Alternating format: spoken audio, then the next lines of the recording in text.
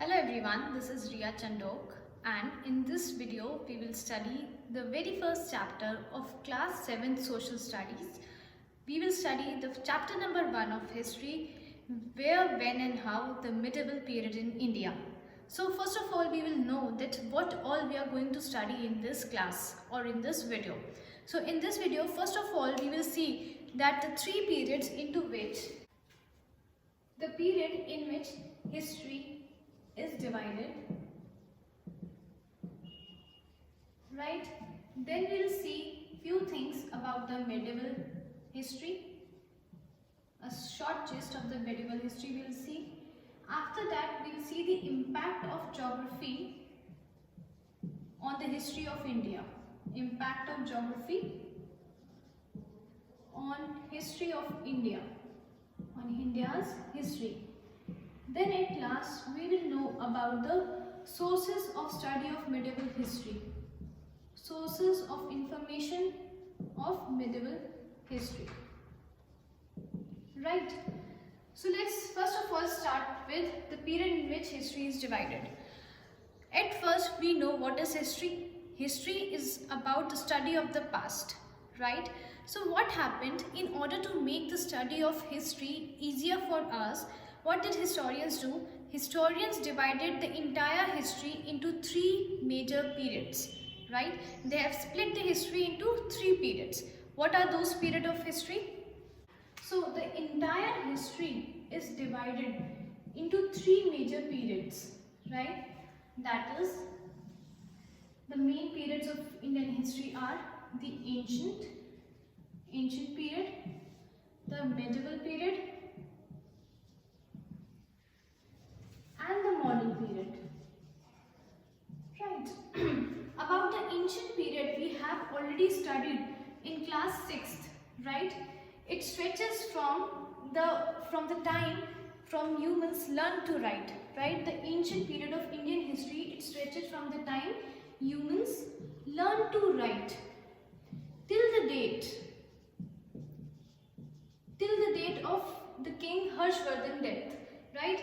So it stretches from the humans learn to write till the death of King Harshvardhan, right? Which we have already covered in our class 6. Now if we talk about the medieval history, right? It started, we'll study about the medieval history in class 7, and the medieval history started when the King Harshvardhan died, right? That means it started in 647 CE with the death of King Harshvardhan, right? King Harshvardhan or Harsha.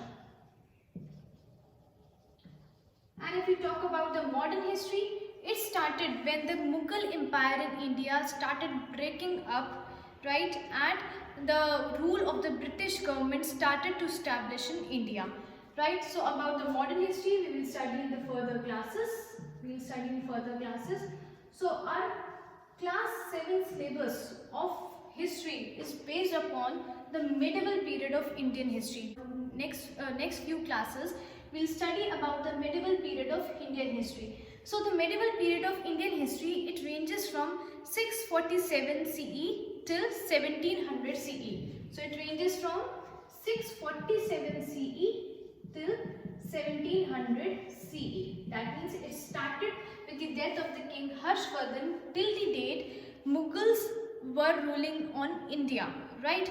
So the medieval period of Indian history is further divided into two parts.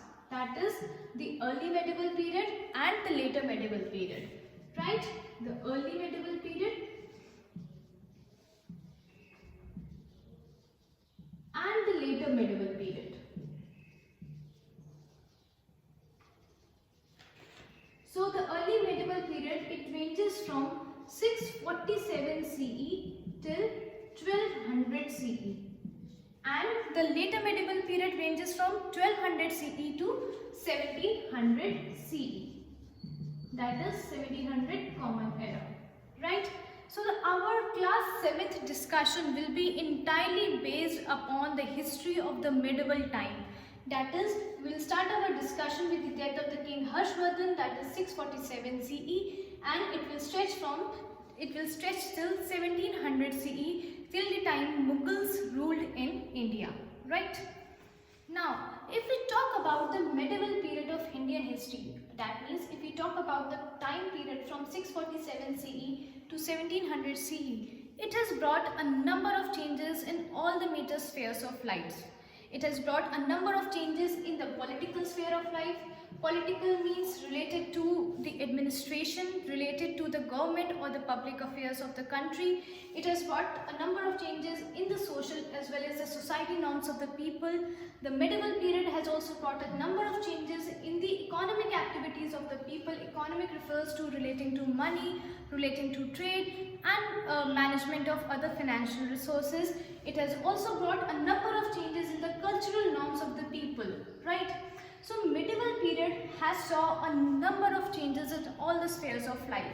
During this period, many invaders came into India. Many invaders from various parts of the India came here. Like India was invaded by the Turks. India was invaded by Afghans. It was invaded by the Persian people. It was also invaded by Mongols and so on. Right? So the north part of the India was invaded by so many people who came from different parts of the world, right? But the south side of India remained comparatively peaceful.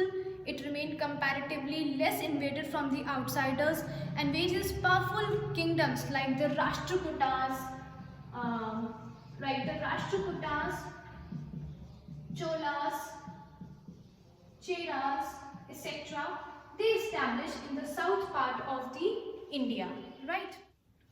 Now next we are going to see that what was the impact of geography on history of India.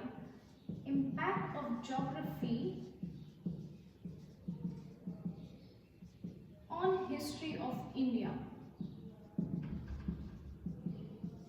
So children, we all know that India is a vast land. It has diverse landforms.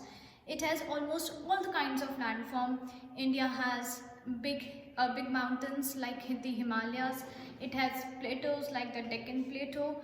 It has the deserts like the Thar Desert, or even it is blessed with the fertile northern plains as well, right? So the geography of a land has affected its history also, right? The physiographic features of the Indian subcontinent has also affected the history of the India, right?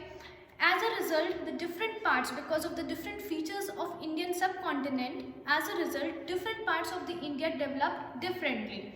So if we talk about the north part of the India, if we talk about the northern part of the India or the uppermost part of the India, that is invaded by various independent kingdoms from outside India.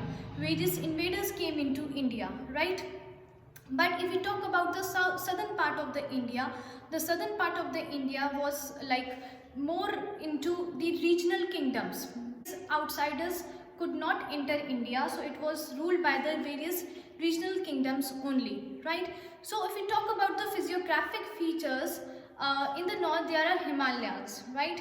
So Himalayas, though it has acted as a barrier for many invaders to enter into India, but these Himalayas also had low-lying passes, right? It also had spaces in between through which various invaders like the Turks, the Persians, the Mongols or the Afghans, they came into India and settled in India.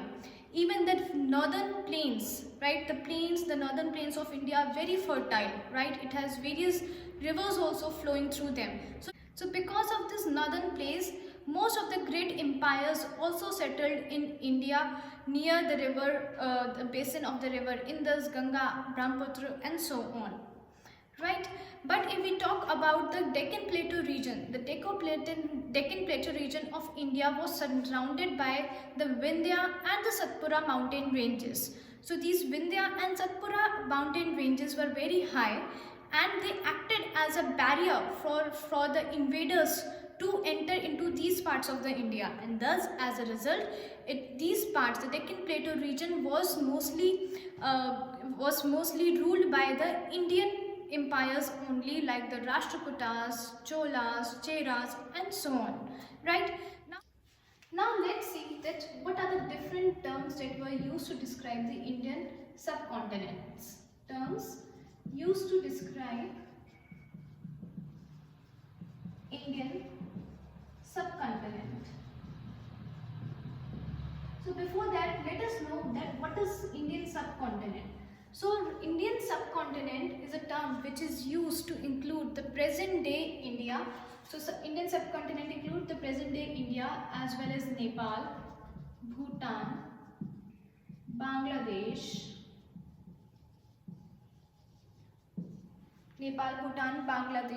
Pakistan and Pakistan. So the term which is used to include all these places, it is termed as Indian subcontinent. So if we talk about the terms that are used to describe the Indian subcontinent, in the history of India, India was known by different names at different time, right? It was called by different name. At first, India was known as Sapta Sindhu. Sapta Sindhu. What is the meaning of Sapta Sindhu? It means the land of 7 rivers. Land of 7 rivers.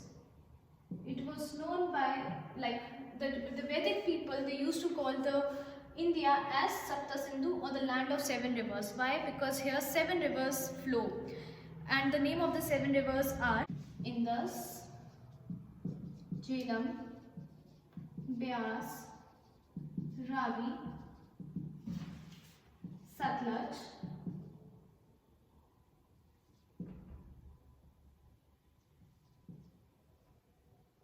Saraswati.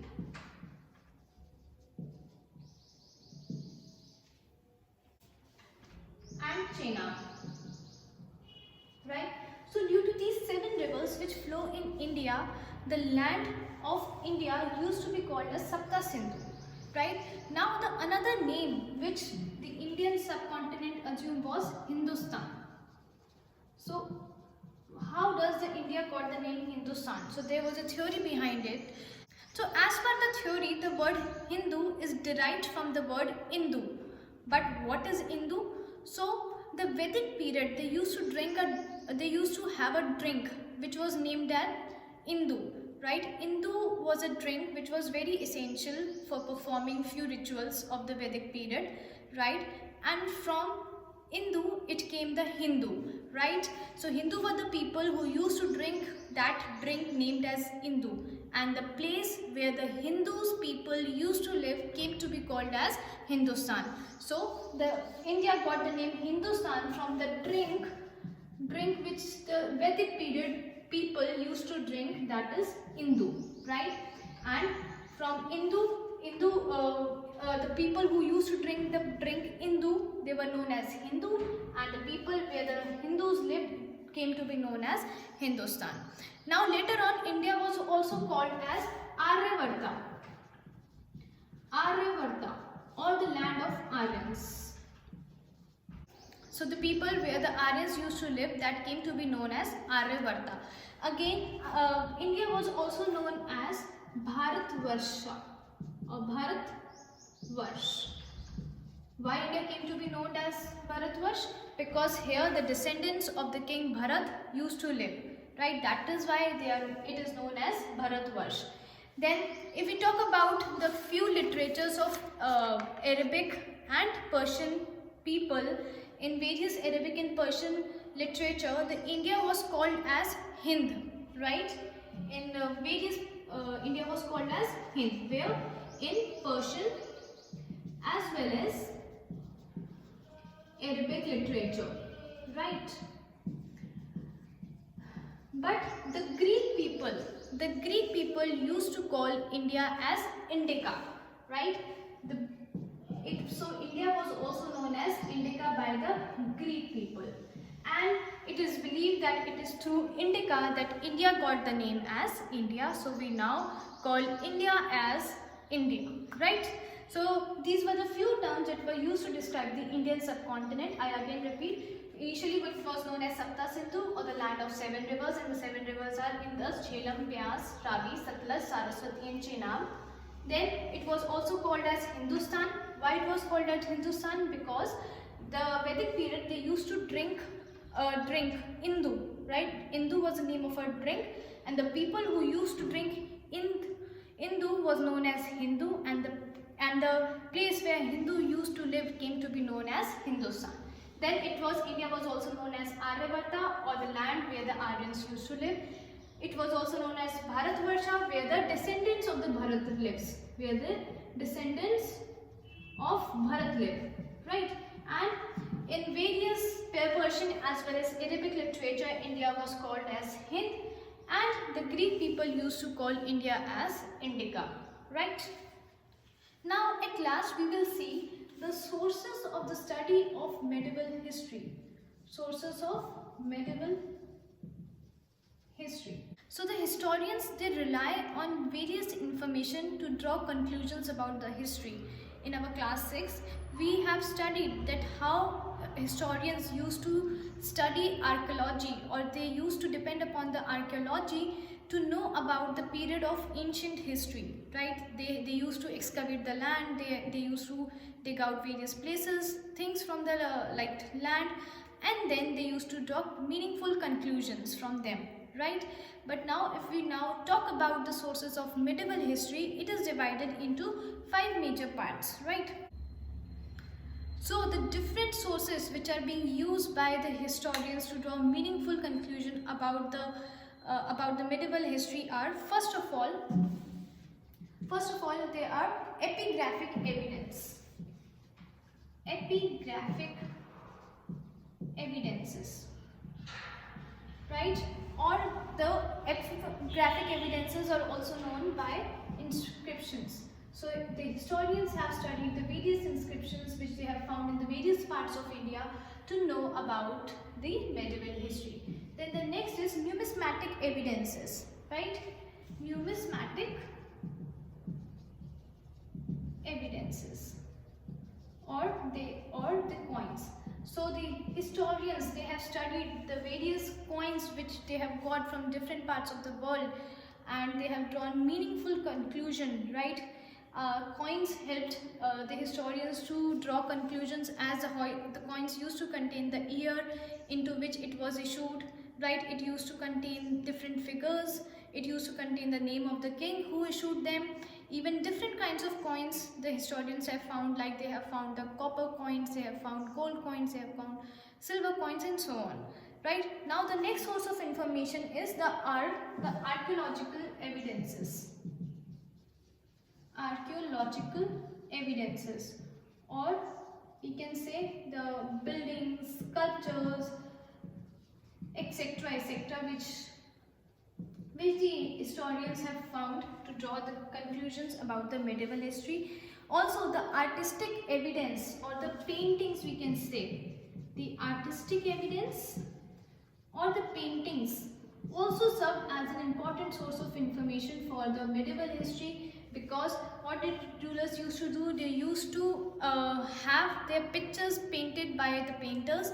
So through them we can actually know that which all kings ruled and who ruled after them, or that what was the entire family, or who were the ancestors, or who were the people, who were the kings, and so on, right? Through these artistic evidences. Another source of medieval history are the literary evidences, right? The written evidences. The literary evidences, or we can also tell it as historical writings. So during the medieval period, various invaders, or we can say various travelers, various students, various intellectual people, they visited India, and they also note down their findings, right? They also noted down their findings, and which are very helpful for the historians to collect information about the past and to draw meaningful conclusions about the past. Even there are few Indian, or I can say indigenous literature also. So these literary evidences are being divided into 2 sources, that is indigenous as well as foreign sources, right? So these literary evidences are of 2 types, that is indigenous sources, that means indigenous sources that has been written by the Indians, and the foreign sources, that means the various foreigners who came into India as students or travelers or invaders. They wrote their experiences of India, and by reading or by deciphering all these evidences, historians have drawn meaningful conclusions regarding the history of India. Right? So children, that was a quick recap of the chapter 1, when, where and how, the medieval period in India. I hope the video was helpful to you all. In case you wanted to go through the book exercises of this chapter, you can click on the I button. There you will find the other videos related to this chapter. In case you have any doubt, any query, you can always ask, or in case you have any special respect regarding the future videos, you can always mention. Thank you for watching the video. Happy learning, children.